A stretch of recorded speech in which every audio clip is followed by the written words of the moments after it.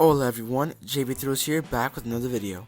As you know, for 2022, Six Flags Over Texas is bringing two new attractions, Aqua and Power Wave and Pirates of Speelunker Cave.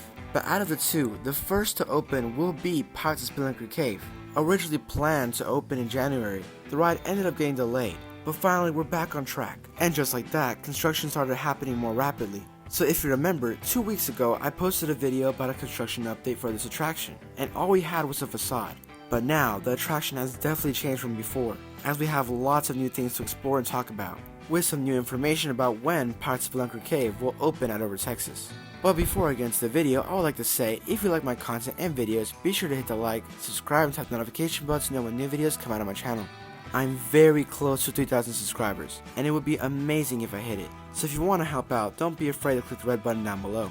And if you've been previously subscribed to my channel, thank you very much for all the help.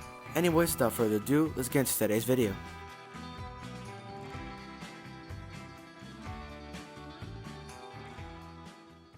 So over the past few weeks of looking at Pirates of Speelunker Cave every time I visit Over Texas, we haven't seen that much work. But this weekend, it finally all comes together. And honestly, this is the most work done. We have lots of new theming elements on the outside of the attraction, lots of things to explore inside with the walls taken down, and more to talk about. But first, let's start with the most notable change with the attraction, the facade. Finally, the facade appears to be complete. As predicted, the sign is finally up, and I'm really digging it. It's definitely a lot better than a generic sign they enter. They could have easily added a wooden facade and make it look like a cabin.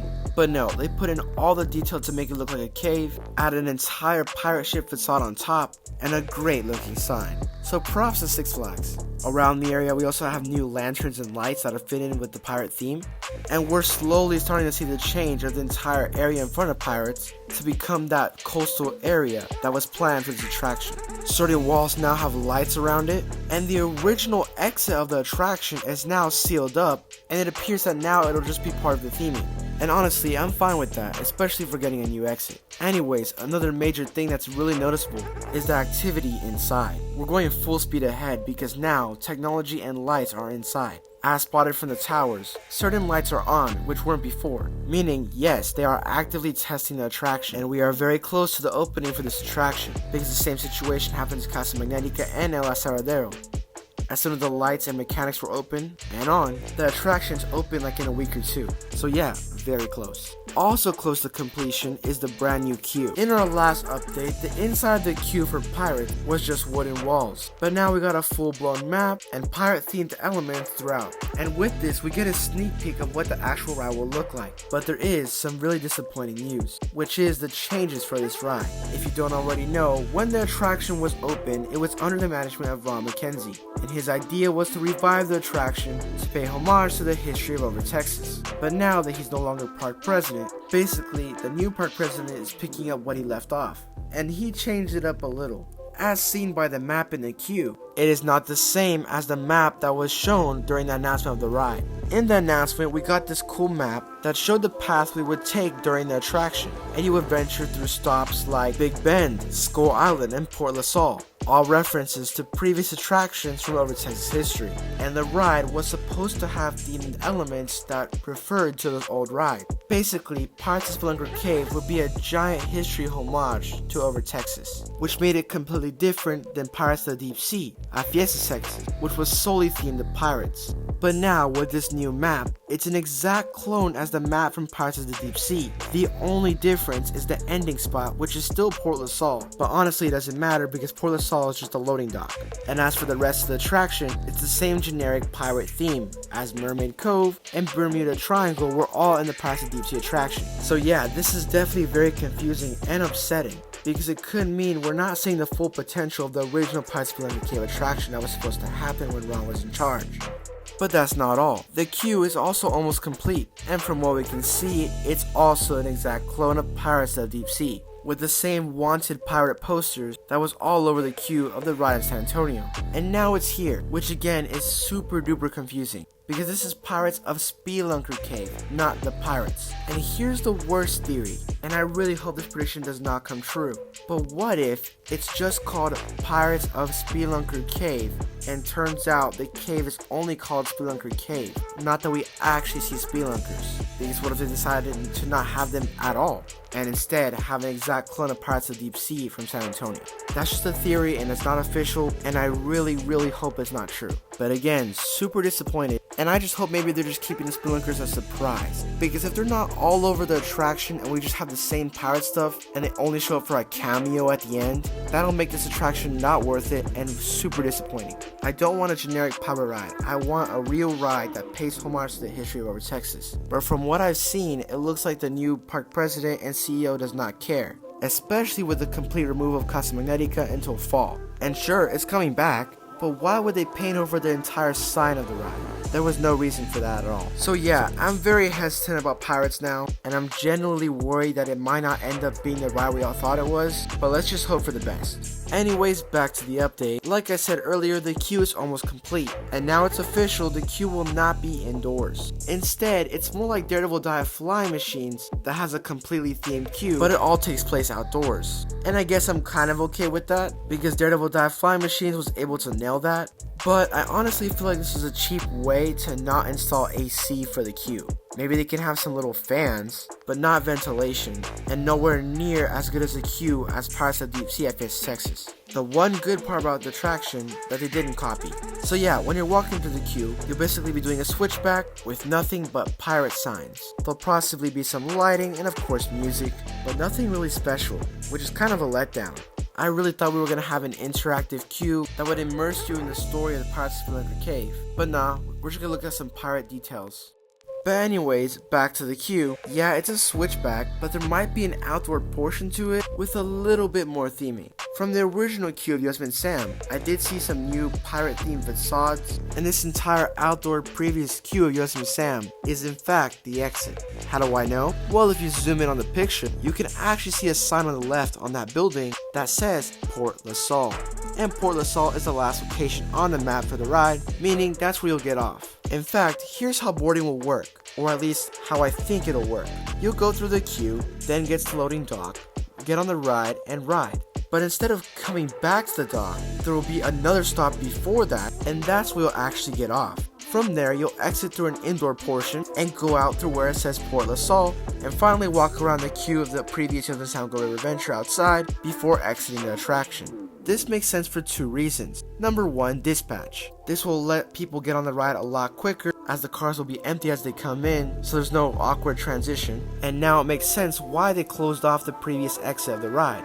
Also, because this ride is a boat ride, you can bring your belongings with you, so there's no need for bins or anything like that. And that way when you get off in the new exit, you'll have all your belongings with you. Again, it makes more sense. And number two is part of the experience. With two separate entrance and exits, you'll actually feel like you went through an entire journey, starting from the loading dock, going through your adventure inside, and reaching your final destination in a new location. So yeah, I really hope this is the case, and if it is, it's actually very genius. I love to have exits for rides like that because it just adds more to the experience, and it's cool to see when the ride pulls in and it's empty, making you wonder where do you get off and where did they go. So yeah, super cool.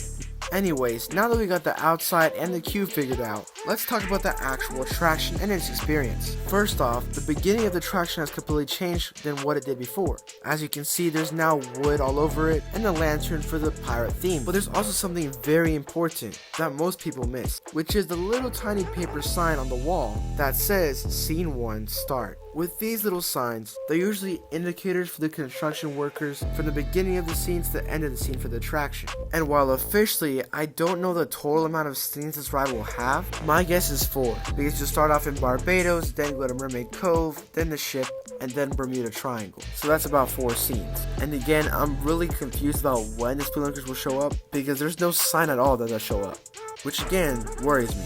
My theory is that it'll probably start off as a normal Pirates of the Deep Sea attraction with the skeletons and the water and the storm, but then as soon as you reach Bermuda Triangle, you'll crash land into where the Speelunkers are.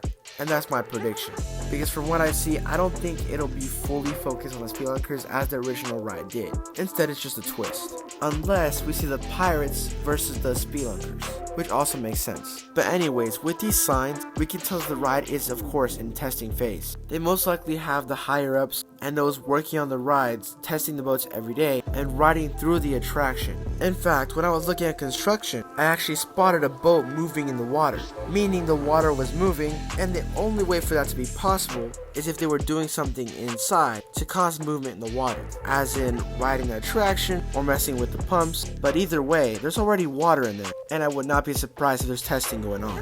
And speaking of the ride vehicles, I finally got a close-up look at them, and they're pretty much the exact same as the original Yuzman Samco River Adventure. The only difference is that now they're a little bit lower to the ground, which is more accessible to get in, unlike before where you had to actually step over.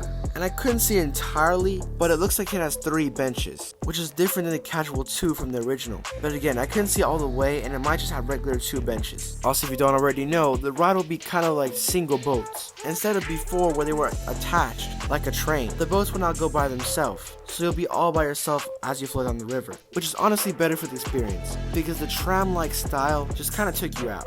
And I'd rather be just with my group of friends or whoever I'm riding with for the boat than a whole train of boats. Anyways, now that we got all the updates covered inside and outside, let's talk about potential opening.